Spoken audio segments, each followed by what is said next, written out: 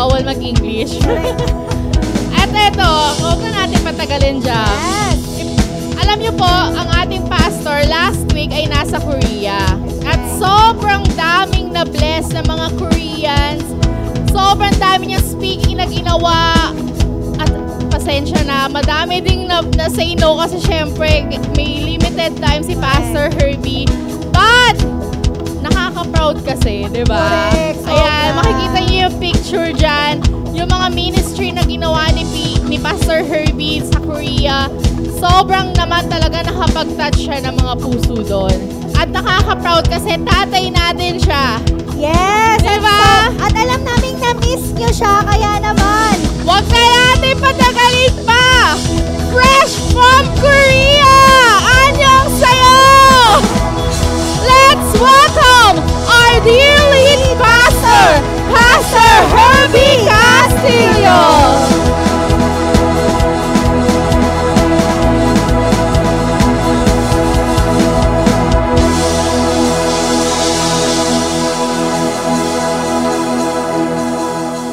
Sa katabi mo, anyong sayo. Alam nyo, sobra. I'm so blessed and overwhelmed sa nangyari po sa Korea. We spoke into thousands of young people, different churches, at sobra po silang na-touch, na-bless kasi, dapat ang pupunta dito, mga ilang pirasong Koreans. Pero next year po, that school ground will be filled with thousands of young people. Alam nyo, aarkila sila ng isang eroplano. 150 plus na mga Koreans together with K-pop ang be-visit sa church natin. Para mag-evangelize. And they were, pakitanggal na nga yung picture na yan. Para si Jumong yun nandyan at napaganto tuloy ako ng buhok But anyway, isa pong, sa akin sobra I am overwhelmed. Una, to see specific people na hindi mo akalain na makakasama mo, makikita mo. There are some people na talagang been with us for so many years, tapos makikita mong bigla nakakataba ng puso. Unang-una, syempre, si Kuya Jason at si Kuya at Joanne. Kaya kanilang mga anak. Thank you for coming here. Tagal na sa Metro. Ang babata pa sa ministry namin, and then we grew up together now. Mag-i-intern kanya-kanya sa Diyos ba? Sa hospital, sobra. Tapos isa pang matawa yung puso ngayon, sobrang happy, yung pare sa NDIA dito. Yung pare JJP. So, honored to be blessed. Tapos meron lang sa akin, meron lang na message na sasabi niya, every Sunday, nabe-business kasi sa preaching, sa buwan sa samping sa life. Ang wish niya lang, makabayan ako, magkita kami. Kaya, Paul, mamaya magsusay tayo dalawang Paul. Kakabayan lang kabayan ako. Ang gagawin ko sa yayakapin pakita Paul. For having the desires, para... Kasi alam mo, sobrang daming ginagawa ng Panginoon sa church natin. And it was, it's an honor for me para mag-serve sa iyo lahat. Alam mo, nung 2 weeks ago o 3 weeks ago nabaha ang buong lugar na ito. Nabaha. Hanggang yan, napapunta dito. Marami may tatanong, paano kayo naka-recover? Nakakumod agad. Alam mo ba, bayan na wala na tayo iintindihin. Itong malaking hindi na level na yan, sa next po, mas magiging mas malaki na yan. Yung dalawang gilid, ang dami natin ginagawa and then we already spent 800,000. Tapos pag sinimulan na natin yung mga renovation dyan po sa likod, yung mga i-extend natin yung office, talakihan yung mga room ng mga bata, milyon ang gagastusin. Minsan magtataka ka, ba't ganun? Kung kailan nabaha, kung kailan nangyari yung ganun, at saka tayo nagbilihan ng mga gamit na provide all the needs of the church, baka nakalimutan nyo, the Lord already given us a prophetic word na pagdating ng 2024, it will be a great year of recovery for more and more and more. Kaya ako alam ko, whatever things that we have lost, halimbawa, nasaktan kayo, naloko kayo, na-scam kayo, iniwan kayo, nalugi kayo, don't worry. Huwag kayong magwalwal, mawindang, manakit ng kapwa, or magpakamatay, or maglayas, wag. Why? Because sabi ng Bible, alam nyo ko, no? When the righteous fall one time, itatayo niya 7 times. Pag tumumba tayo ng isang beses, ang pagtayo ng matuwid, 7 beses din. Not on our own strength, but God will lift us up. Itatayo tayo ni Lord. Kaya huwag kayong matakot, masaktan, mawala. Especially this year, it's going to be a year of great recovery for more and more. Kaya alam ko lahat ng mga nangyayari tong taong ito, mas maraming i-recover si Lord. Yung mga things that you never expected, mas lalo mong makukuha. Pero, may mga bagay na hindi natin nakukuha agad. Alam niyo kung anong klaseng generation meron tayo ngayon? People are so impatient. Sobrang mainipin. Sobra. Lalo mga kabataan ngayon, hindi makapag-intay. Grabe. No, konting lang, sa pagdadrive, kaka-seconds pa lang, bubusinahan ka na ng mga tao sa likod. Mag-iintay ka na ng konti. Why? Because, totoo naman, mahirap mag-intay. At sa pag-aantay, hindi naman yung kung gaano kakatagal nag-iintay. Yung ugali mo habang nag-iintay. Actually, what matters is not how long you wait, but your attitude while waiting. Maraming nag-iintay, pero okay lang naman. Pero iba, ang haba ng inintay, kaya lang puro complain, puro argue, puro, sisi, blaming sa sarili, blaming sa iba. Ang tagal-tagal na, sayang, tagal mo na nag-intay, kaya lang di na-fix yung attitude mo. Kaya na-realize ko, alam nyo, minsan, hindi naman talaga no ang sagot ni Lord. Sometimes, ang sagot ni Lord sa atin, wait, teka lang. Minsan, delayed, pero hindi denied. That's what we're going to talk today. There are things that we prayed for, we dream, we expect. Hindi nangyari. Hindi ibig sabihin nun, no or denied na. Baka dinidelayed lang ni Lord. Baka mamaya, iniingatan lang talaga tayo ni Lord from other people or the other people are being protected for you. Baka iniingatan ka ng Diyos, sabi ni Brian kanina. I remember many times daw siya, yung ating engineer, sabi niya, before daw lagi siyang nag-a-apply, mga trabaho. Things are not working well sa ina-expect niya, inaasahan niya. Pero end up, ngayon, pagbabalikan niya, sinasabi niya, buti na lang, hindi ako natanggap dun sa mga trabaho na yon. Buti na lang ngayon ko na-realize na yung mga nangyari pala sa akin from the past are all just preparation time. Tandaan niyo ito, waiting time is never a wasted time. Kaya lang nasasayang ang oras sa buhay natin pag di natin na-appreciate kung ano yung meron tayo ngayon. Yung iba sa inyo, dapat sumaya na ng matagal, kaya lang di na-appreciate kasi yung today. Kaya walang value sa inyo yung tomorrow. You need to value today. Kung ano yung meron kayo ngayon, i-value nyo na, pahalagahan nyo na. Hanggat wala pa yung bawat bagay. Iba yata sa inyo, sasaya lang pag dumating na ina-expect eh. Kaya hindi ka sumasaya. Paano kung sasaya ka lang pag tsaka na dumating pa yung inaasahan mo? Ang tagal noon. Pero kung if you can be happy right now without yet having the things that you prayed for, alam niyo, ang ganda ng ugali ng mga taong sumasaya sa maliit na bagay. Ang gandang kasarap kasama ng mga tao na kahit na hindi pa dumating yung kanya, nagpapasalamat na. Yun naman ang sabi sa atin ng Lord eh. Whatever things you pray, believe that you already have it, you receive it, pasalamatan nyo na kay God. Yung mga bagay na wala pa sa buhay natin. Kaya lang gusto kong talakayin, ano ba yung right ways to handle delayed prayer? Paano ba natin hinahandle ito? Yung mga delayed expectations, hindi nangyaring inaasahan natin. Paano natin i-handle yun? Ang dami kasing nagwala dyan. Ang dami diyang nag-break. Ang dami diyang nag-collapse. Ang dami diyang nagpakamatay, in fact. Dahil hindi nangyari yung bagay na inaasahan nila. You know what? Timing is very important because timing is everything. Pwedeng tama ginagawa mo, kaya lang wrong timing. Pwedeng tama sinasabi ng isang tao, kaya lang wrong timing, hindi mo dapat sinabi yan ngayon. Yung iba naman, wrong timing na, super late pa, ba't ngayon mo lang sinabi? You're supposed to say it before. Hindi pag late na. You're supposed to be there. Dapat before or dapat ngayon. Yung iba alam nyo kung ano, they miss the timing big time. Kung sinabi mo lang sana, kung ginawa mo lang sana, or kung nabigay mo agad, for example, yung forgiveness, sana binigay mo na kagad yung pagpapatawad. Sana binigay mo na kagad yung help, yung assistance. Kaya lang iba, alam nyo kung ano, they're holding it into something or for someone na ang tagal-tagal na.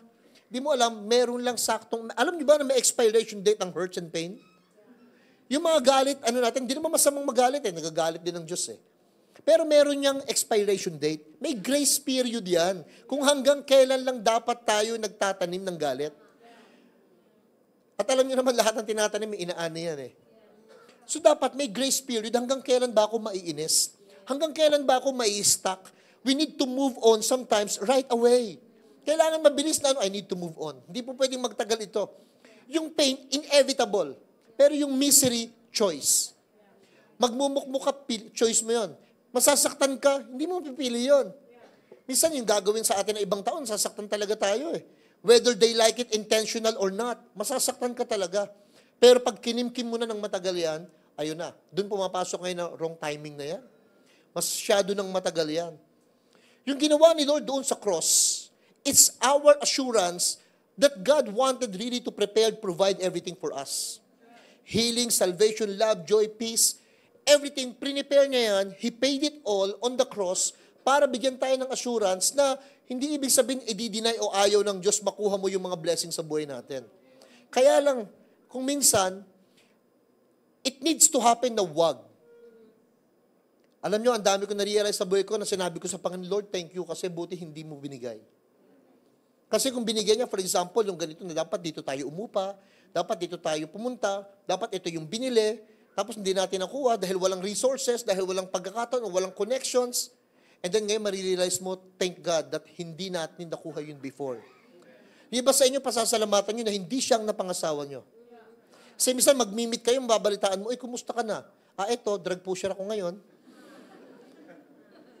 Minsan mag-meet mo, magtataka ka, sabi mo sa sarili mo, buti na lang, dati crush ko to eh. Ngayon, crush na siya. Wasak na siya. Buti na lang, alam nyo, mamimit nyo one time sa buhay nyo yung mga tao na pasasalamatan nyo ang Panginoon na nag-break kayo.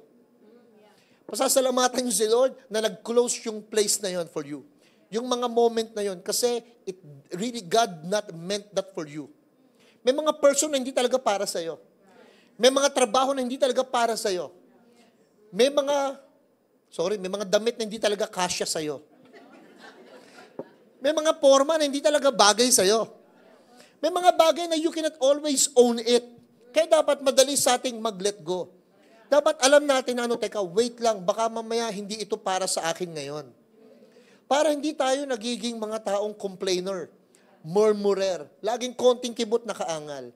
I found a story in the Bible na ang daming mga segue, sobrang daming storya na pwede mong tignan, pwedeng theologically palalimin mo, pero let's make it more practical and easy. In Daniel chapter 10, verse 11 to 13, nakalagay diyan, prophet na ito si Prophet Daniel in the Old Testament, and kailangan ma-define nyo, this is Old Testament, not New Covenant. Christ was not yet paid the sins of the world, hindi pa namamatay si Kristo ng mga panahong ito. So si Prophet Daniel, sabi niya, the man said to me, that man actually is representing either the pre-incarnated Christ or, the angel being sent by God. Huwag na tayong pumunta sa detail. Sabi niya, Daniel, you are very precious to God. Diyan pa lang, alam nyo, dapat palitan nyo yung pangalang Daniel, lagay nyo yung pangalan nyo, at sabihin nyo na sinasabi sa inyo ng Panginoon that you are precious to Him. Pag alam mo kasing precious ka, alagaan mo yung sarili mo eh. Alam niyo, may mga taong ba't di inaalagaan ng sarili? Na wala yung value niya sa sarili niya. Hindi niya na nakita yung sarili niyang mahalaga. Kaya easy na lang siyang na mag-let go palagi ng sarili. Because they never see themselves precious. Sabi ni Lord kay Daniel, you are very precious to God. Kaya sabi sa kanya, listen carefully. What I have to say to you. Alam mo, sabi ni Lord, nag-command sa kanya, stand up. Tayuan mo to. Tayuan mo. Why? I have been sent to you. Pinadala ako kasi, when He said this to me, sabi niya, nung angel na kausap si Daniel, parang, sitting pretty ako, inutusan ako ng Lord para just sabihin sa iyo ito, gano'n kaka-precious, Daniel, ang lakas mo kay Lord. Na ang dami niyang pwedeng gawin sa nations, pero the Lord sent an angel para sa iyo. Ako, alam niyo, minsan yun ang gusto kong dasal. Na ang dami-daming pwedeng gawin ng Diyos sa buhay sa mundong ito, pero the Lord will command an angel just specific for you. And then sabi ni Lord, after sabihin, tumayo siya, nanginginig. Sabi sa kanya, siyempre, dahil nanginginig siya, si Lord naman, kaya pag may nagpipreach sa inyo, tapos ang sinasabi ang Diyos, pag yung preaching nakakatakot, hindi si God yun. Kasi every time the Lord will send the message, ang laging sasabi, don't be afraid. Yung iba naman, pag nag-preach, nakakatakot. Kung ano-ano mga pinagsasabing mangyayari. Kaya I don't believe that's the Spirit of God. Sabi diyan, the man said, next verse, 12. Then he said, tingnan niyo yung message, don't be afraid. Laging message ni Lord, don't be afraid. Fear not. Basahin niyo yung Bible 365 times. Sinasabi, don't be afraid. Ibig sabihin, sa isang taon, 365 days, araw-araw, meron sinasabi si Lord na huwag kang matatakot. Kaya yung matakot ka palang mali na eh. Yung matakot ka, normally, practically, okay lang. Sa lula, sa hiwa, sa takot, sa ano, okay lang yun eh. Pero yung matakot ka ng walang dahilan, hindi tama. Natatakot kang iiwan, di ka naman iiwanan. Natatakot kang maubusan, di ka naman talaga maubusan. Natatakot kang mapahiya, hindi ka naman talaga pinapahiya. Maraming mga fear na hindi naman talaga existing, pero it becoming so real. Kaya ang fear, false evidence appearing real.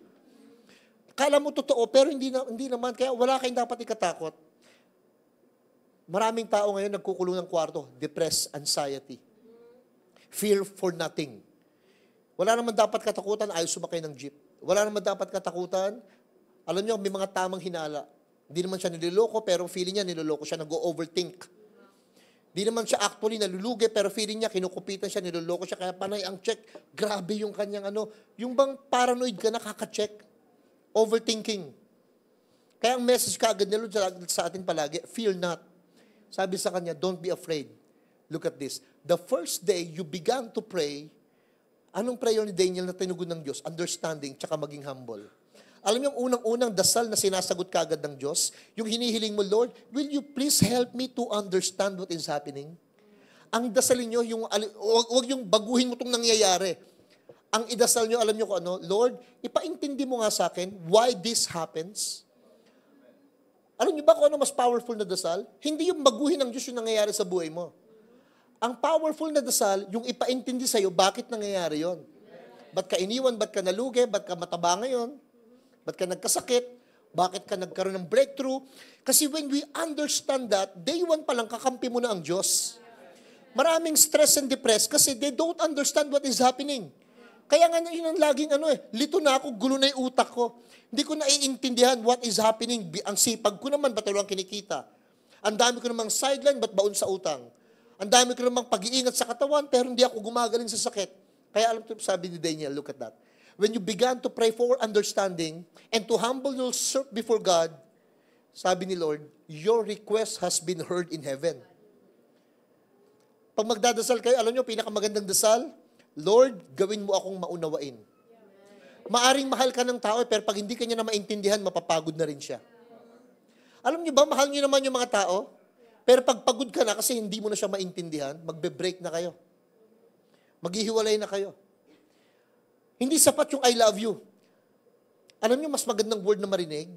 Sa akin, kung ako, may magsasalita sa akin, o kung ako magsasalita sa isang tao, pinakamagandang sabihin, hindi I love you. Ano? I care for you. Mas masarap marinig yung aalagaan kita. Kasi ang totoong nagmamahal, nag-aalaga eh. Pansinin mo, paano ka aalagaan ng tao, mahal ka talaga nun. Kaya si Lord ang sinabi niya, give your burden to me because God cares for you. Mas in-emphasize yung word na care. Kasi yung care, ina-anticipate niya na yung needs mo, hindi mo pa sinasabi sa kanya. Hindi mo kailangan palagi manghingi ng manghingi. Ang taong nag-aalaga, binibigay sa'yo kahit di mo hinihingi. Yung iba nagmamahal, magmamakaawa ka muna bago ibigay sa'yo eh. Misa kung kailan wala na, ubos na, tsaka palang bibigyan. Ang talaga nag-aalaga, bago palang maubos, pinuprovide niya na yung needs. Kung talaga nag-aalaga kayo, check nyo, bago pa lang siya maubusan, ng budget, ng asukal, ng bigas, ng kape, ng pasensya, pinupuno mo na. Yung tank natin, meron yung love tank.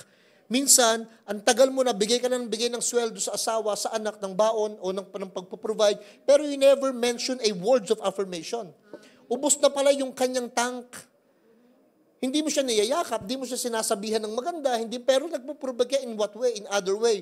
Alam niyo, ang pangangalaga, lahat ng area, inaalagaan natin, tinetake care natin. Sabi ni Lord kay Daniel, your request already been heard in heaven.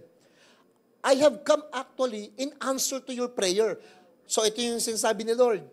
Marami sa atin yung prayer natin actually sinagot na. Eh ba't hindi dumating? Wait lang. Hindi yung denial. Delayed lang. Kasi baka mamaya, meron lang wino-workout si Lord sa ugali mo. Baka may wino-workout lang si Lord sa situations mo. Baka hindi mo pa kaya. Yung capacity. Baka mamaya kung bigay sa'yo yung bigla, yumabang kang bigla. Or kung hindi mo naman magagamit ng tama, baka maka-apekto lang hindi lang sa'yo, pati sa pamilya mo o sa ibang tao. So what happens, sabi ng Lord sa kanya, your prayer actually been answered already. Kaya lang, tignan yung next verse. For 21 days, grabe, no?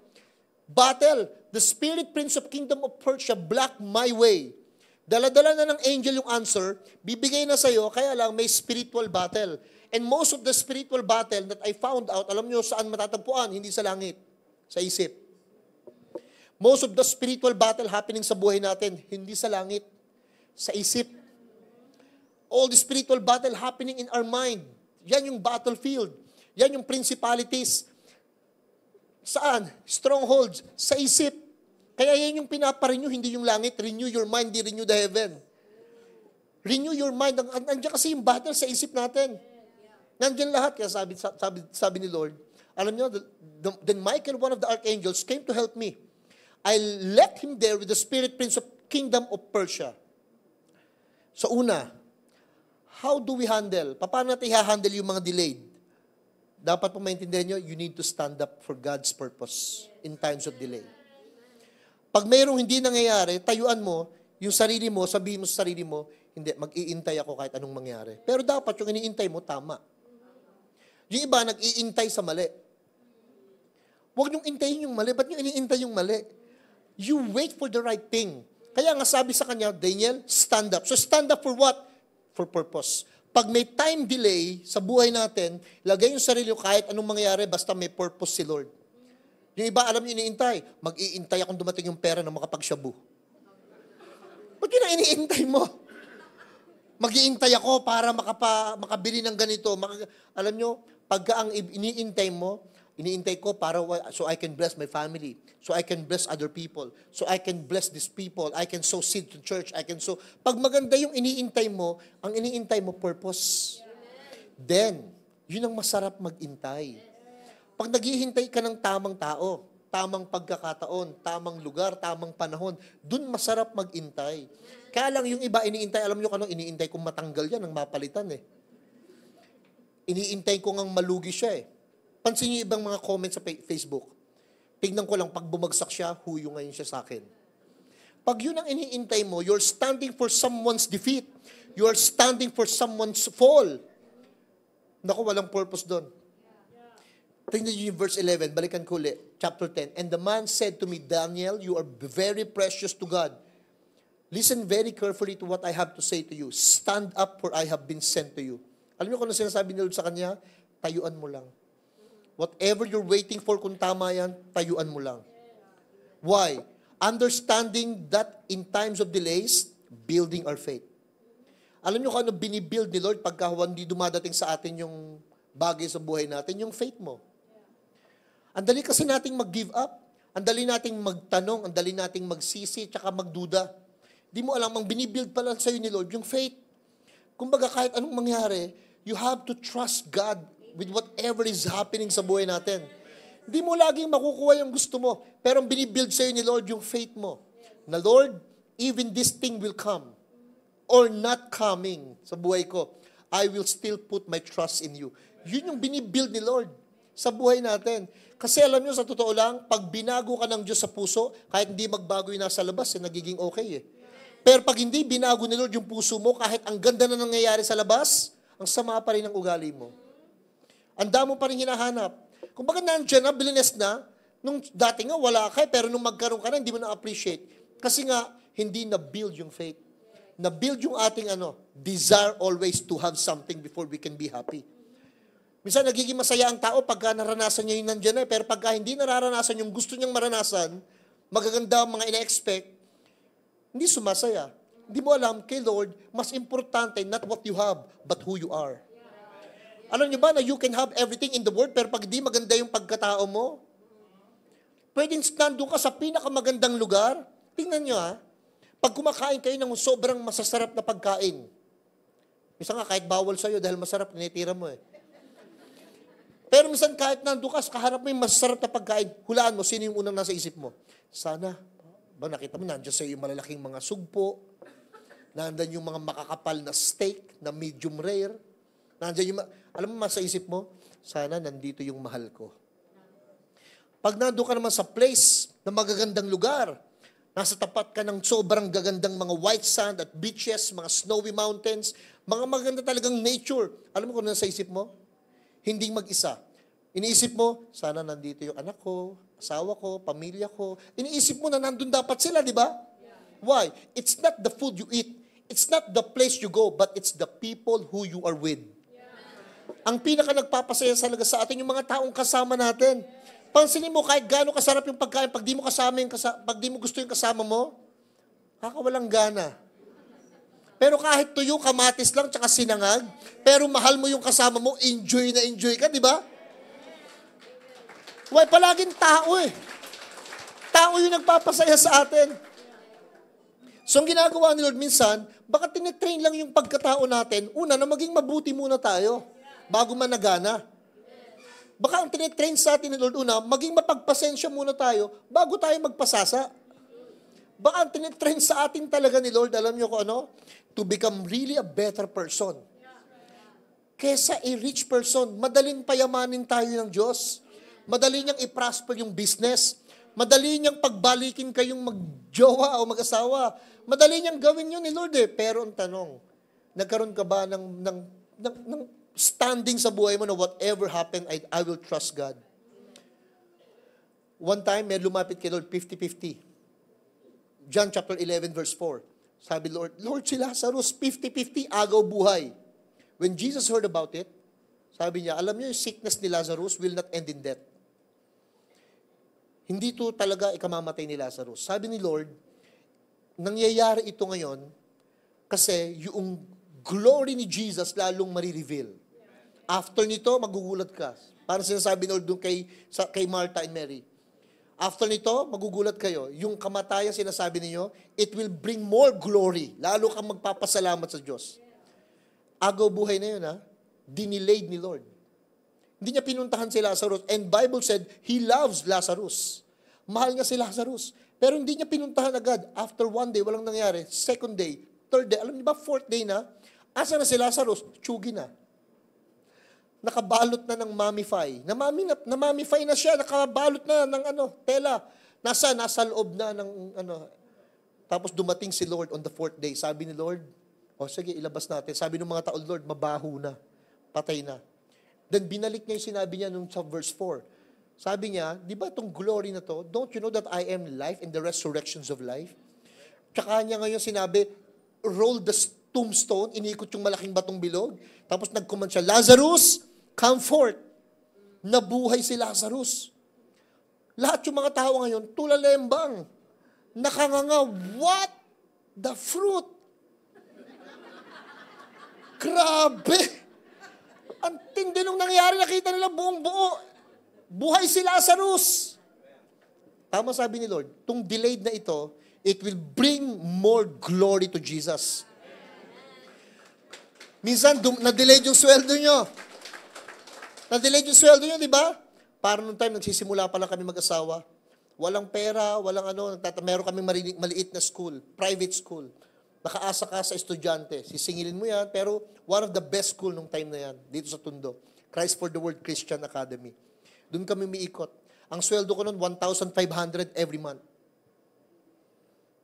Paano magkakasya yun?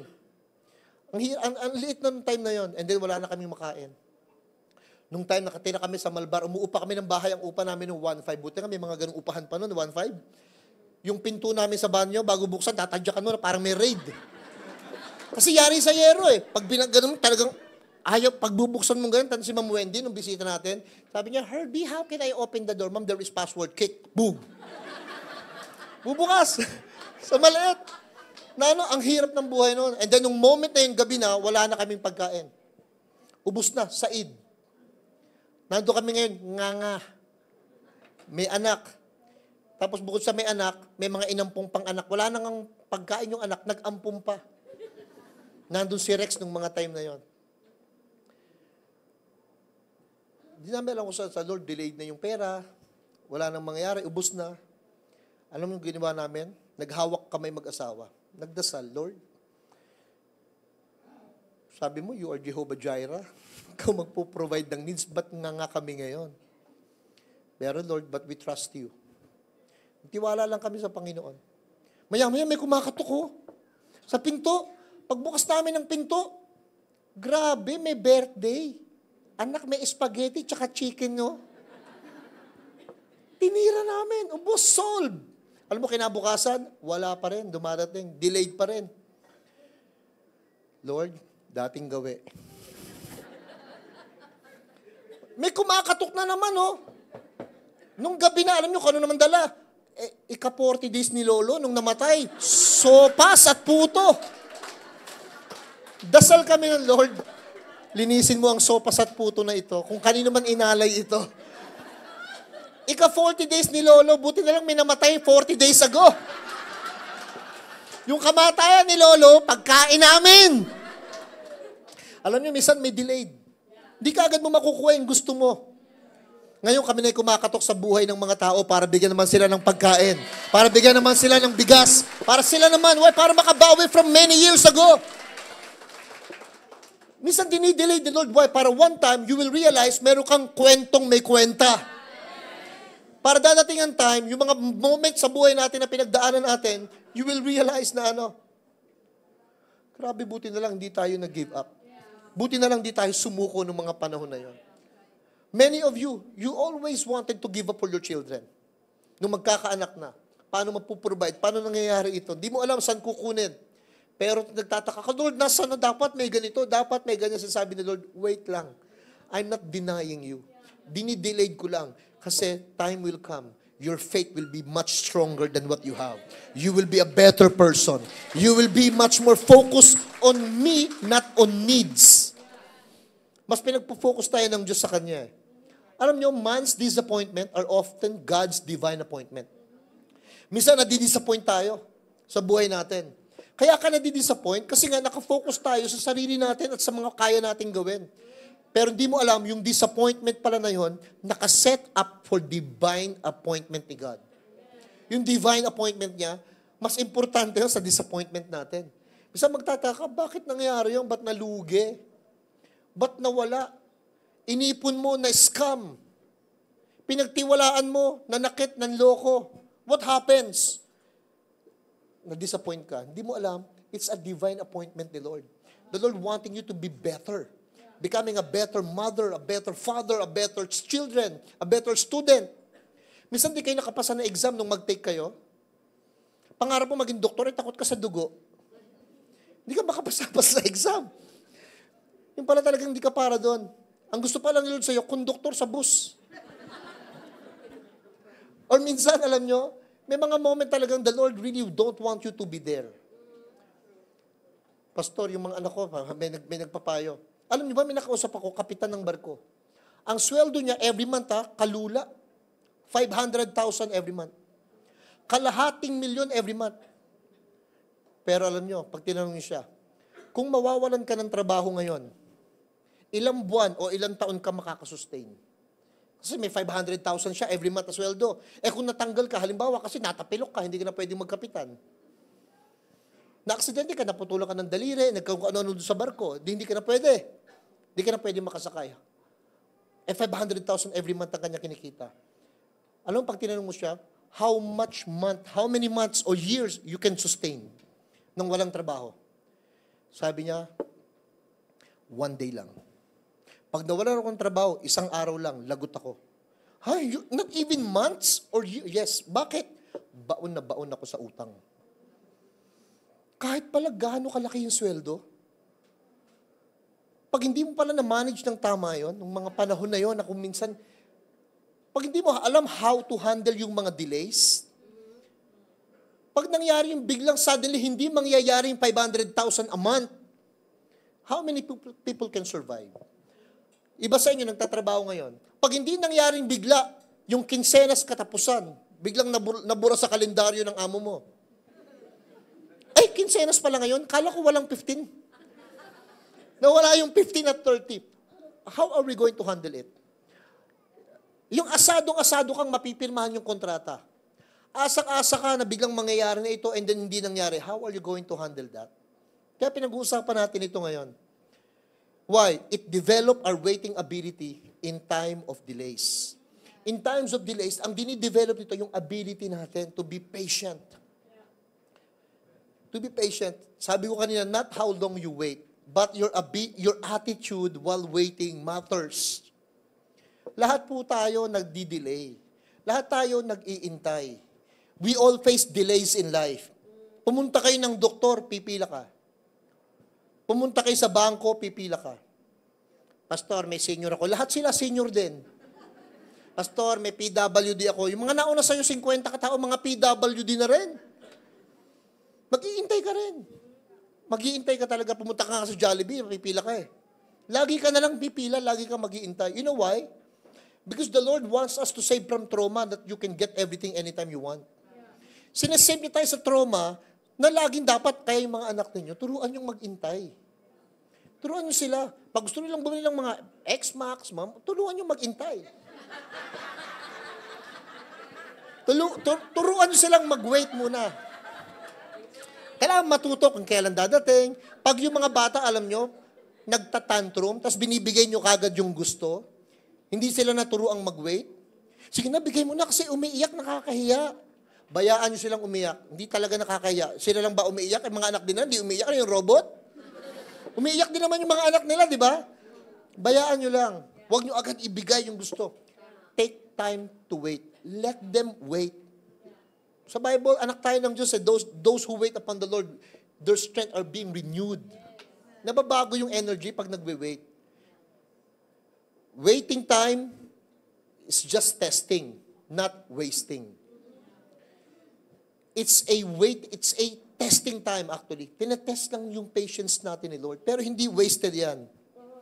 Alam mo sabi ng Galatians 6:9, huwag tayong mapagod. Let us not grow weary in doing good. Why? Pagdating sa dulo may harvest. Ginawa nyo ng mabuti yung tao, ba't gano'n, pastor, walang balik? Okay lang yon. Okay lang yon. But in due time, may balik yan.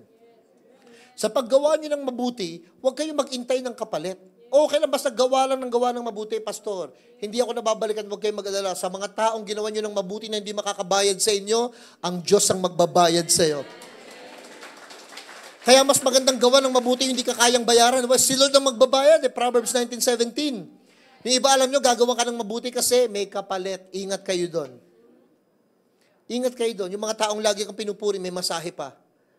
Huwag gwapo-gwapo mo ngayon. May kapalit yan. Pero yung mga taong gagawang ka ng mabuti nang walang kapalit, si Lord ang magbabayad nun. Anong ginagawa ni Lord? The Lord wants us to develop a persistent spirit in times of delays.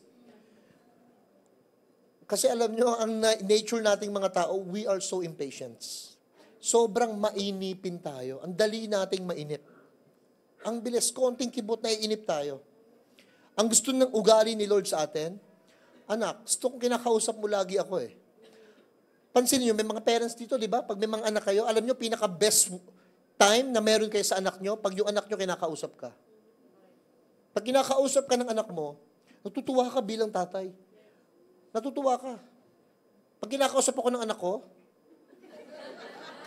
natutuwa ako eh.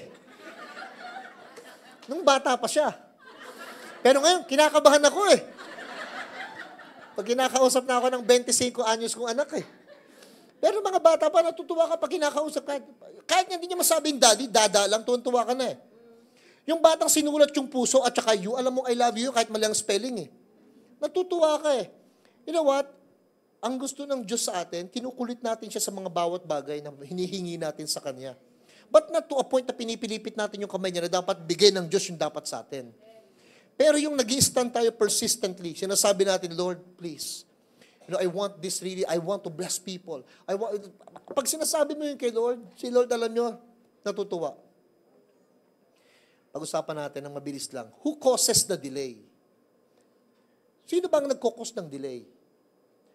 Sa binasa natin kanina, hindi tayo pupunta theologically. Ang daming views kasi nito.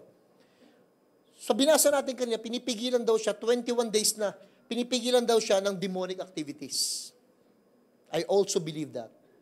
Naniniwala ako sa angel, naniniwala ako na may mga spirit being demons that putting thing into a stop. Na wag mangyari.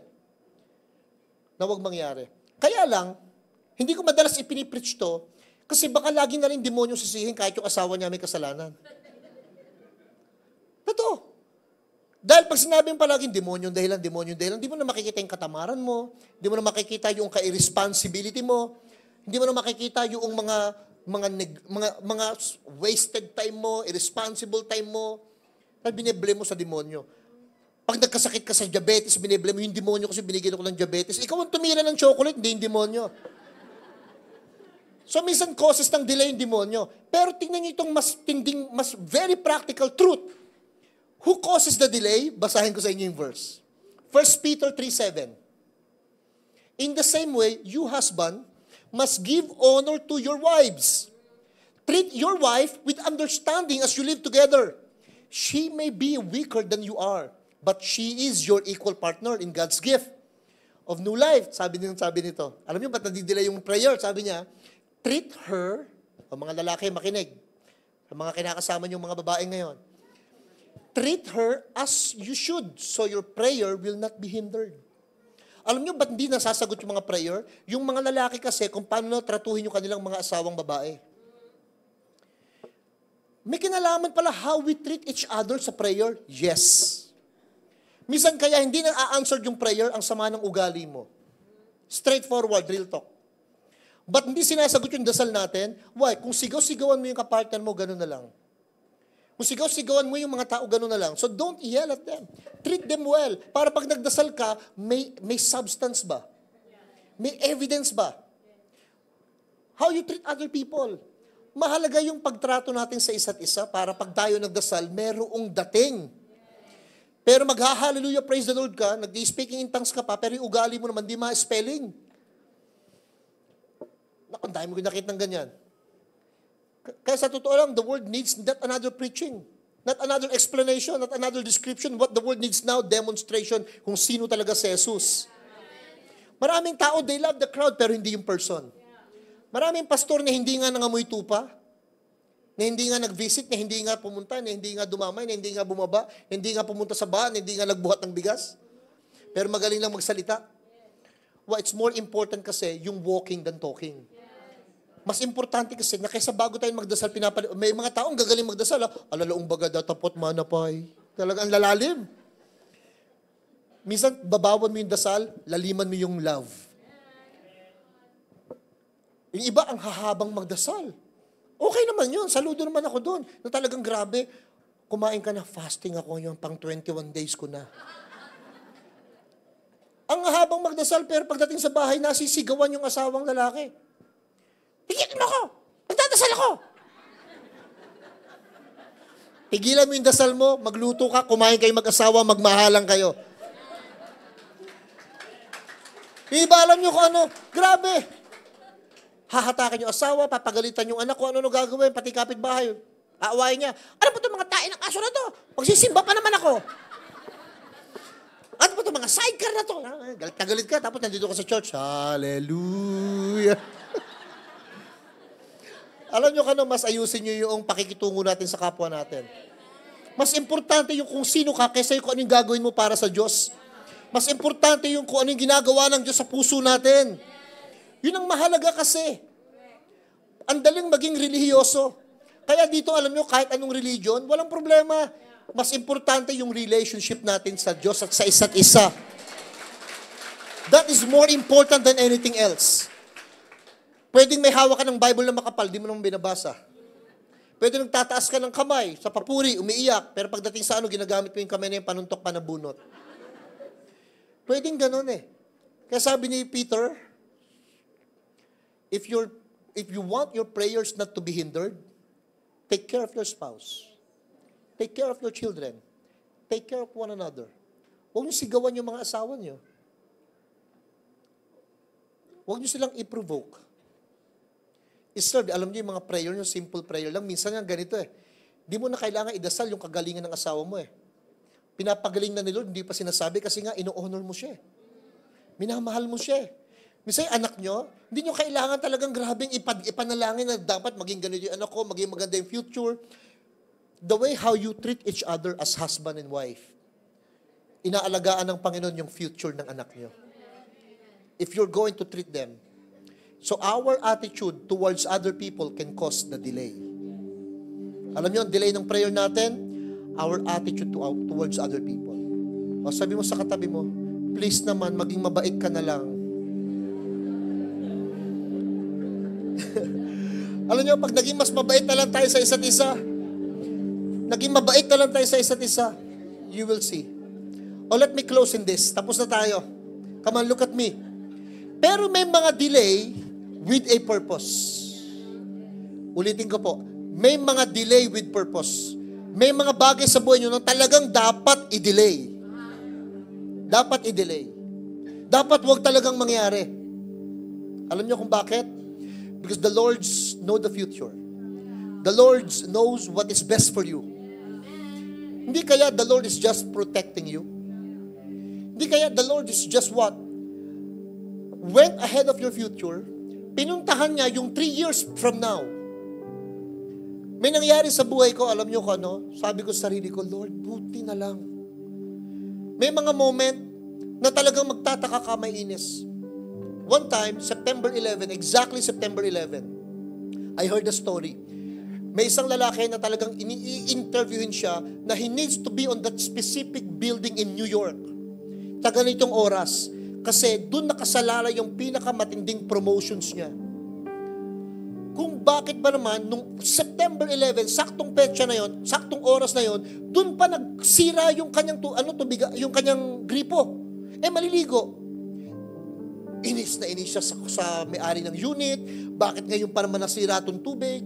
At eto pa, kamamadali niya ngayon, dahil hindi nakaligo, nung pababa niya na sprain, natapilok.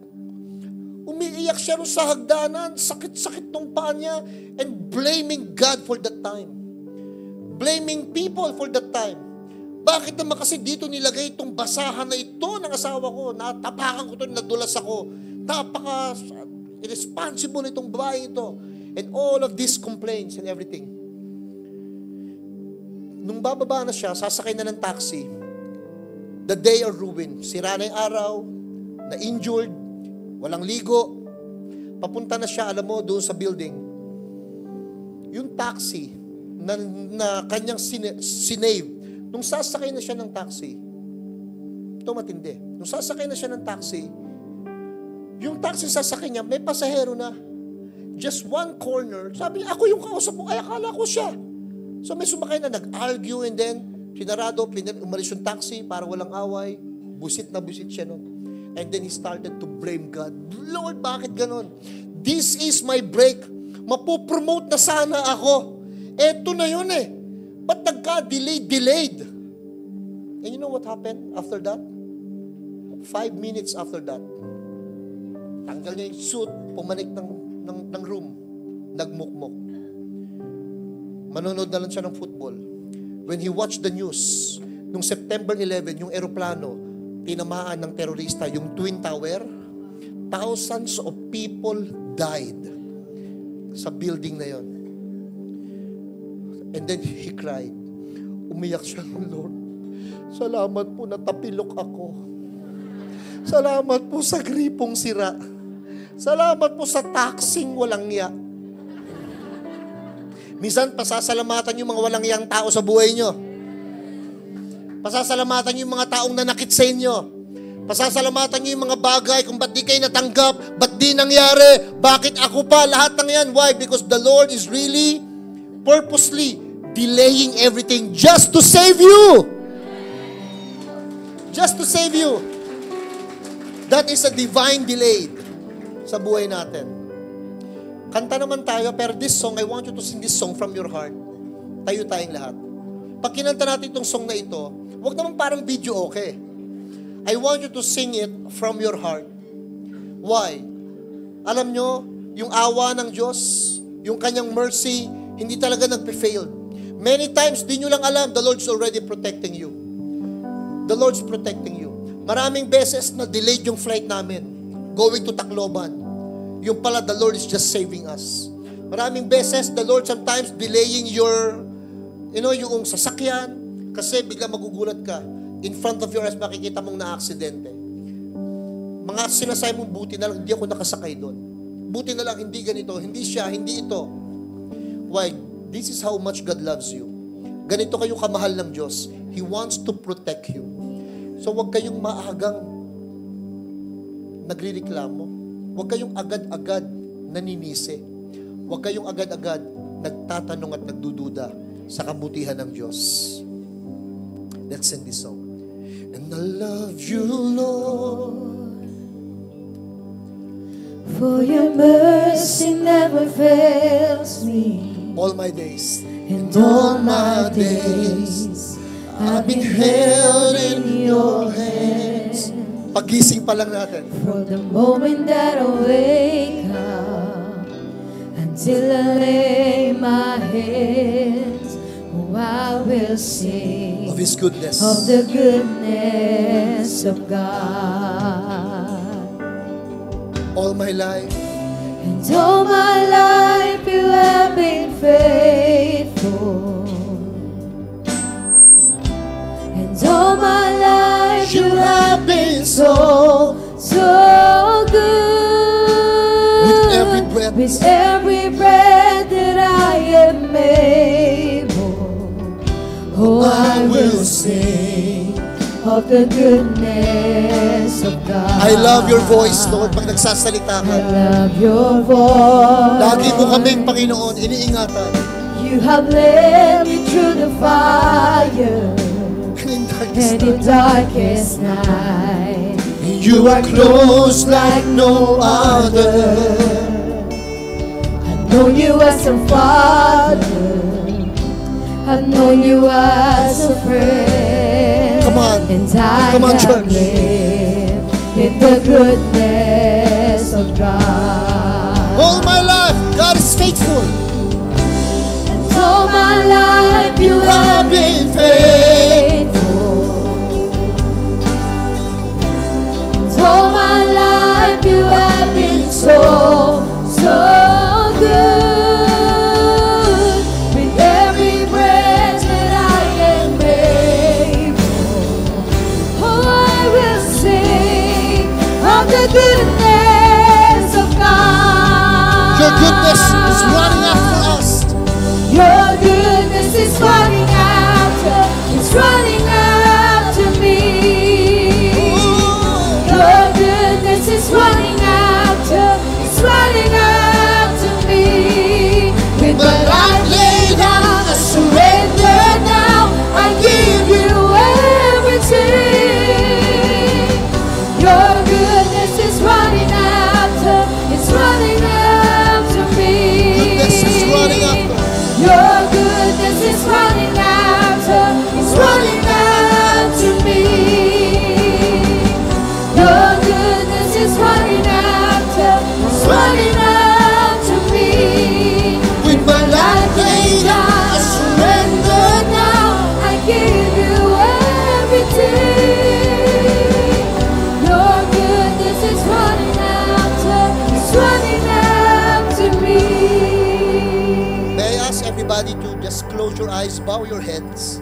Tapos lagyan natin kamay natin sa dibdib natin. Kasi I know sometimes naging mainipin tayo. Things na hindi nangyari based dun sa inaasahan natin. And so today, let us realize gaano pala kabuti si Lord. He's just saving us. He always tried to protect us. Minsan hinahatak niya kung kailangan ng oras pabalik para huwag maging mabilis. Kasi ang bilis na natin mag-decide. Padalos-dalos tayo sa decision making. That is why right now, the Lord's trying to telling us, hey, I'm not denying you. I love you this much. You are precious. But I have to delay. I have to delay things that you desire. Yung gusto mo, maaring gusto din ng Diyos. Pero may mga gusto tayo maaring hindi tama para sa atin. But today, the Lord is just wanting to speak to you personally in your hearts para sabihin, anak, wait, just wait. Trust me. Trust me with all your hearts. Lean not into your own understanding. I know what is happening. I know what you've been through. I know what you're desiring. I know what you're praying for. But let me handle this. Let me be in charge, not you. Let me take care of your needs. Let me take care of your future. Let me handle that person. Yes, maaaring gusto mo na siyang kulitin, tawagan, tanungin, suhulan, or kung ano man. But let me speak to that person, the Lord said. Let me speak to them. Kaya mo ako ang mangusap, ako magsalita. Hindi mo kailangan baguhin ang tao. Let me be the one, sabi ni Lord, ang babago sa kanya. You just need to trust me. Trust my goodness. Trust my faithfulness. Today, Lord, sama-sama po kami na humihingi po ng tawad, Lord. We really mean it. We're very sorry. Forgive us. Ang bilis-bilis namin, Panginoon, minsan na mag-decide. Padahalos-dalos. Nagre-replay ka agad kami, Lord. Pumipirma agad kami. Umuoo agad kami. Di namin alam. Gusto mo palang i-delay muna. So today, habang nag-iintay kami, bigyan mo kami ng attitude ng pagiging humble, pagiging understanding, pagkakaroon ng understanding, pagiging pasensyosa. Mga babae at lalaki na mas mahaba ang pasensya kaysa dati. Dati-rati, Lord, magwawala agad kami, magagalit agad kami, magtatanong agad kami. But this time, Lord, we allow the Holy Spirit to take time for us, to give us more time, to give us more space, to give us, Lord, yung becoming a better person this time. Oh, thank you, Lord. Sa mga pamilyang nandito, mag-asawa, magtatay, why don't you hold hands each other? Hawakan niyo yung kamay ng asawa niyo, ng anak mo. If you're a family here, hawakan mo yung kamay. As a family, I will pray for you as a family. Lord, as a family, Lord, that are here today, bless them in waiting. There's so much things to wait, Lord. Ang dami naming mga na-miss dahil hindi kami nag-intay. Ang daming nasayang dahil hindi nag-intay. But today, Lord, bring us into that kind of attitude this time, willing to wait.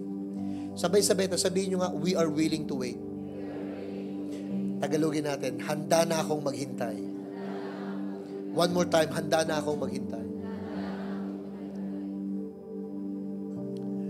All my life, you have been faithful. And all my life, you have been so good. With every breath that I am able, oh, I will sing of the goodness of God. And to you, Father God, we bring back all the glory, honor, and praise.